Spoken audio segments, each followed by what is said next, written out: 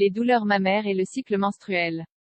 Les douleurs mammaires sont un symptôme très courant et n'impliquent généralement pas de maladie. Quel est le lien avec le cycle menstruel? Nous vous disons tout ici. La mastalgie correspond à des douleurs mammaires.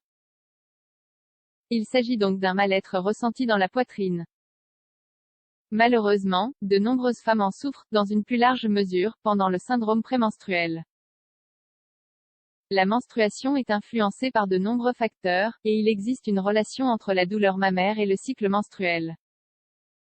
Elle est souvent fréquente chez les jeunes femmes et disparaît avec l'arrivée de la ménopause. Environ 70% des femmes l'ont vécu à un moment ou à un autre de leur vie. Lisez la suite de cet article pour en savoir plus sur ce symptôme typique des menstruations. Quelle est la relation entre la douleur mammaire et le cycle menstruel? Le cycle menstruel n'est rien d'autre qu'un processus mené par un nombre infini d'hormones qui conditionne la façon dont le cycle se déroule et le moment où il se produit. La mastalgie s'avère être l'un des symptômes les plus typiques des différentes phases du cycle menstruel. Elle apparaît généralement pendant la deuxième moitié du cycle, après l'ovulation, appelée phase lutéale, et disparaît au début des règles. Des changements hormonaux tels que les suivants se produisent pendant cette période. Les œstrogènes atteignent leur maximum à l'ovulation. Cela se résume à une croissance des conduits mammaires. La progestérone atteint un pic quelques jours plus tard, 21e jour. Cela entraîne un élargissement des lobes mammaires, qui contribue à la formation de cellules prêtes pour la production de lait. Pour mieux comprendre cela, les changements hormonaux qui se produisent pendant cette phase provoquent une inflammation, un gonflement et une augmentation de la taille des seins, qui est souvent douloureuse.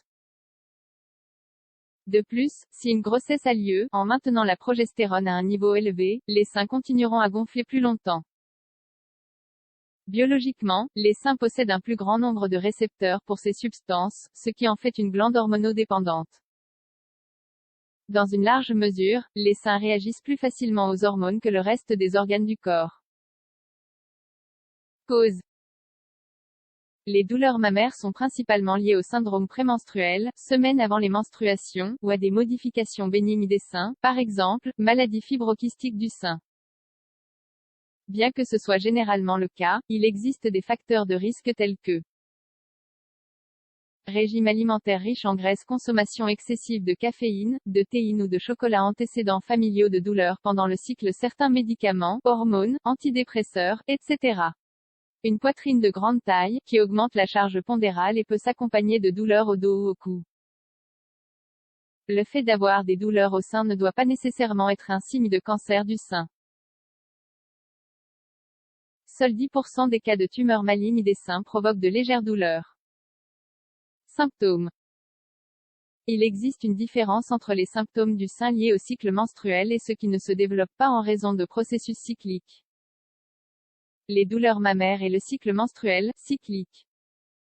Les symptômes du sein influencés par le cycle menstruel sont la cause la plus typique des douleurs mammaires et sont connus sous le nom de syndrome de tension prémenstruelle. Comme nous l'avons vu dans cet article, il est causé par des changements hormonaux.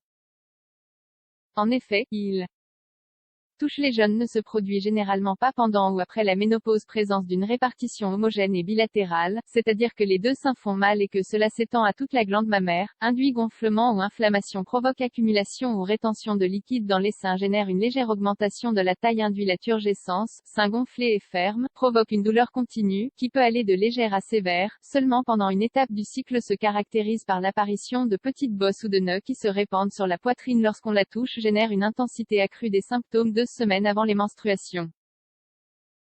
Les douleurs mammaires non cycliques. Contrairement à la douleur cyclique, d'autres causes peuvent entraîner des symptômes mammaires. L'une d'entre elles est généralement un traumatisme ou une maladie bénigne, comme ce mentionné ci-dessus. Les symptômes typiques d'une douleur mammaire atypique, peu fréquente, sont les suivants. Douleur continue ou intermittente, fixée en un point, décrite comme une brûlure, un coup de couteau ou une déchirure, gonflement localisé à un endroit du sein. Les symptômes ne changent pas avec le temps ni au cours d'un cycle, plus fréquent après la ménopause, généralement unilatérale. Un seul sein fait mal. Quand faut-il consulter un professionnel de la santé? En général, toute cause non cyclique doit être étudiée et une visite chez un médecin ou un gynécologue est recommandée. Il est nécessaire de renforcer la surveillance en cas de présentation des symptômes mentionnés ci-dessous. Modification de la forme, de la couleur ou de l'apparence de la peau des seins, sécrétion ou liquide dans les seins, altération hormonale, bosse nouvelle, inhabituelle ou changeante dans les seins, âge supérieur à 40 ans sans avoir subi de mammographie auparavant, douleur qui ne disparaît pas et dont l'intensité augmente, signes d'infection, chaleur, rougeur, pus, etc., douleur qui interfère avec l'activité quotidienne. En résumé, la douleur mammaire est associée au cycle menstruel et aux changements hormonaux qui s'y produisent. Il signale rarement un problème grave, mais il est nécessaire d'être vigilant, surtout si la douleur est longue et intense.